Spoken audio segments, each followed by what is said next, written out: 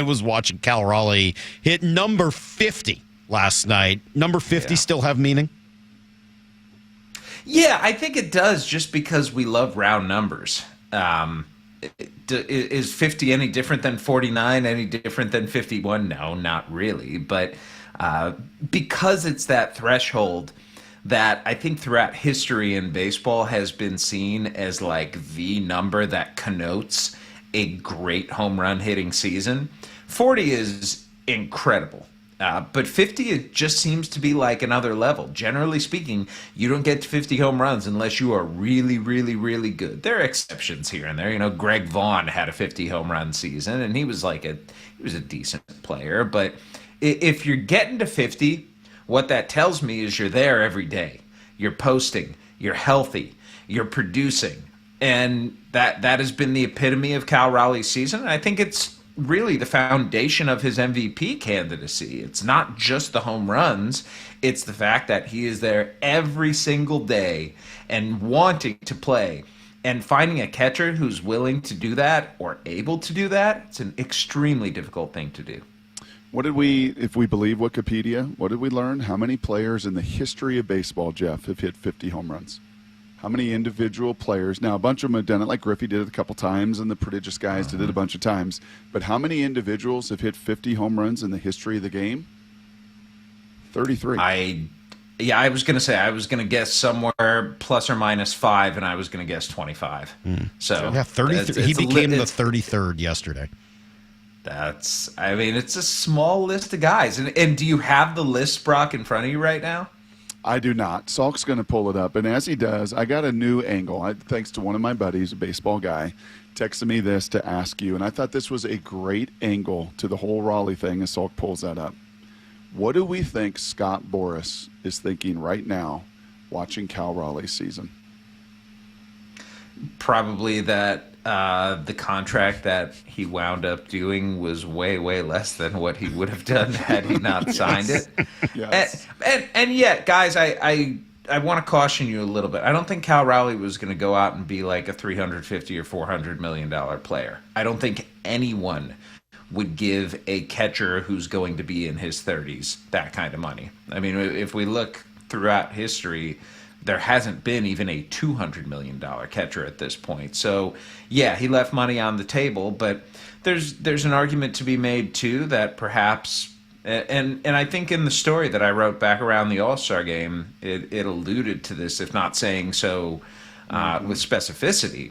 But I think there's something to the idea that when guys are comfortable, when they feel like they're financially taken care of, they're free to perform. Mm-hmm. You're not doing anything with money in mind anymore. And even if you don't go out there when you don't have a contract, even if you don't go out there thinking, I need to succeed so I can get paid, or if I fail, it's going to be problematic, even if you don't actively think that, it's always in the back of your mind. It has to be. We're human beings. That's how we're wired to think. And for Cal Raleigh to be free of that and to go out and have the most dumperific season that we've ever seen, it's been fun to watch. I think one of the reasons 50 stands out to people around our age is that between 1965 and 1990, only one person did it, and that was George Foster in 77.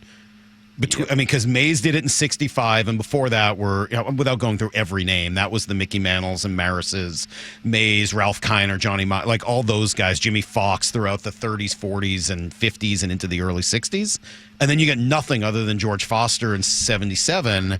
And then in 90, Cecil Fielder hits 51, Albert Bell in 95, and then the weird Brady Anderson season. But then you get Mark McGwire and Junior and Sosa and all those guys starting into the late 90s and early 2000s, and some of the weird one-offs like Greg Vaughn and Luis Gonzalez, who had one. I don't know, it was a little iffy. Andrew Jones had one. Ryan Howard.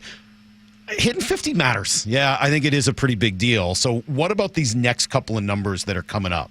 Which ones jump out to you? 54 would tie Mickey Mantle for most home runs by a switch hitter. 56 would tie Junior for most by a Mariner. And then obviously 61 and 62 out there with Maris and Judge. Which of those numbers mean something?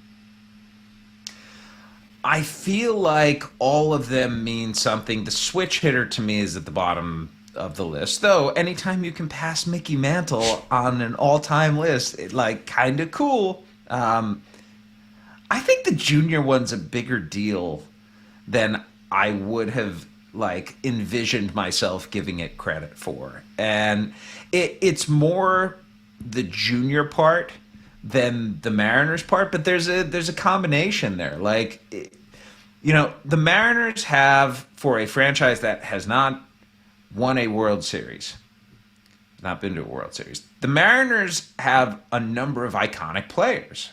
Randy Johnson and Edgar Martinez and Ichiro Suzuki.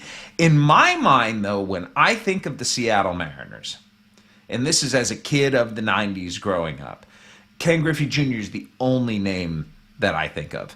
And so to know that Cal Raleigh has passed like the icon of my childhood, like the one guy who, when I started covering baseball, I was still incredibly nervous to interview. I think that one's a big deal. And I think it's a bigger deal because I'm just not sure he's going to get to 61 or 62. I mean, I hope it happens. Like, he's on one of those Cal heaters right now where it's like every at bat you think, okay, this could be another one.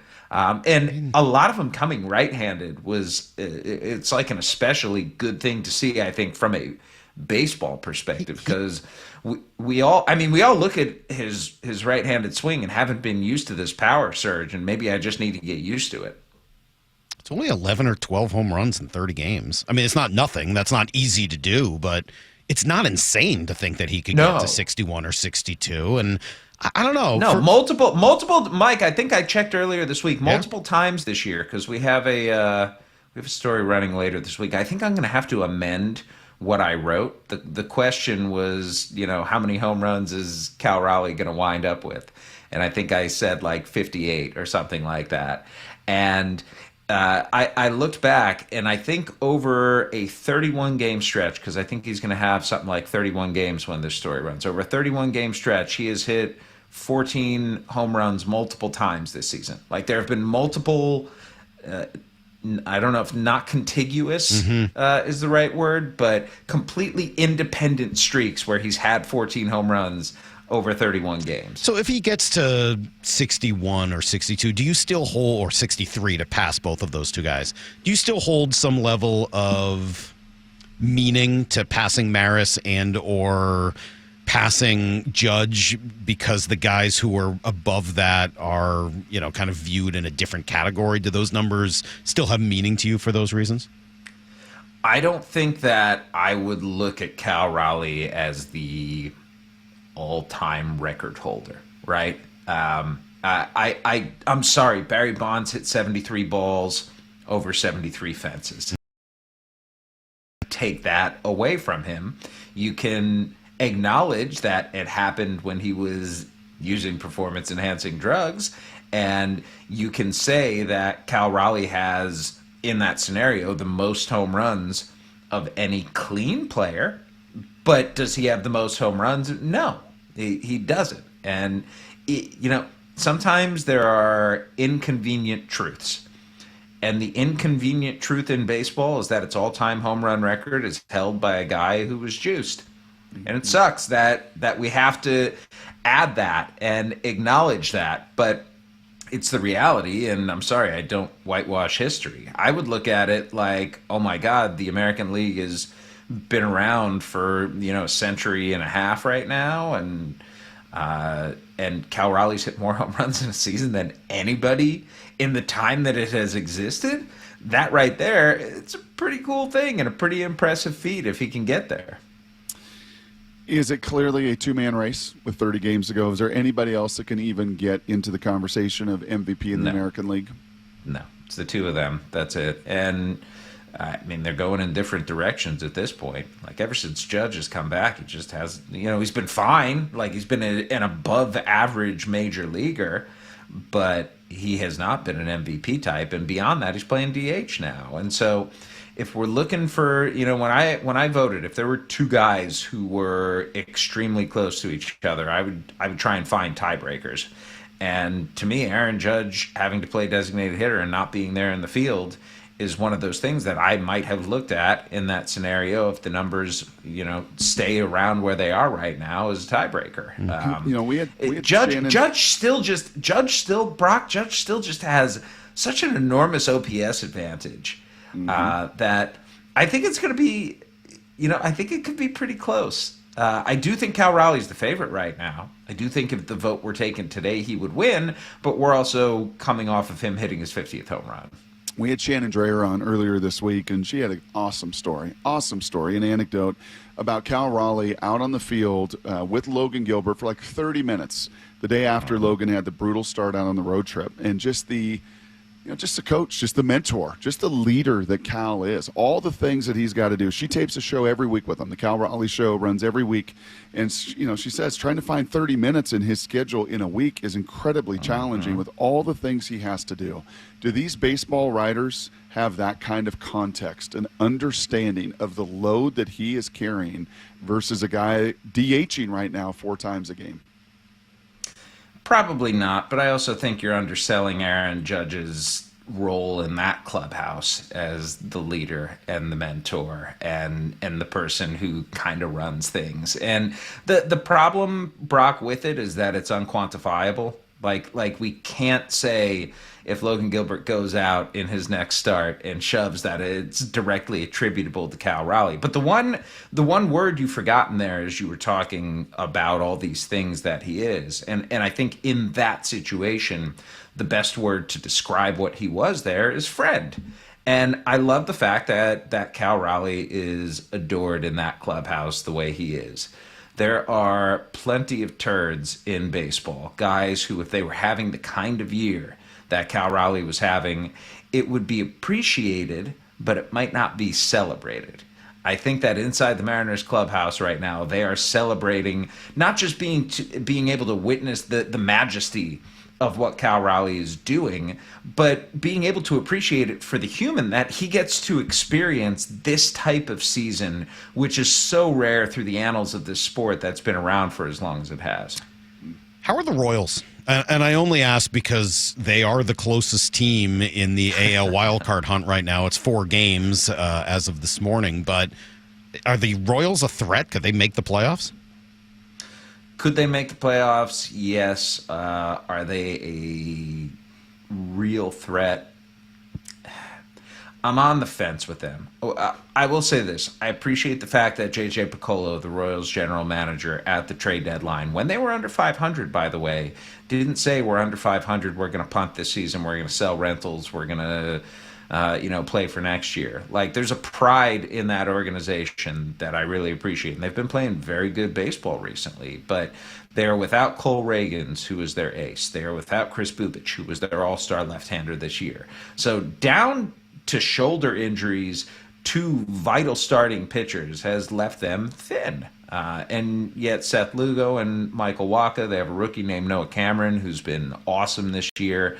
And they have, one of the, I would say, probably the 3rd best player in baseball behind Shohei Ohtani and Aaron Judge and Bobby Witt Jr. And he's been playing like an MVP type. If you go and look at the wins above replacement leaderboard, guys, Bobby Witt has gotten much closer to Cal Raleigh and Aaron Judge than I imagined that he would. But Witt is good. Vinny Pasquantino's been incredibly hot. Maikel Garcia has been consistent all season long. Salvador Perez, a guy who is to the Kansas City Royals in terms of leadership and belovedness, what Cal Raleigh is to the Seattle Mariners. And their bullpen has pitched well. So, if we're going percentages here, like 10 to 20% chance that they make the playoffs. I don't want to discount it because I saw what the Detroit Tigers did last year. They were, I think, 7 or 8 games under when they traded Jack Flaherty at the All-Star break and wound up making a pretty significant playoff run there. And now they followed that up with a runaway in the American League Central. We're not 30, 60, 90 games into the season, Jeff. We're like 130 games into the season. Mm-hmm. Why is there so much parity in Major League Baseball in 2025?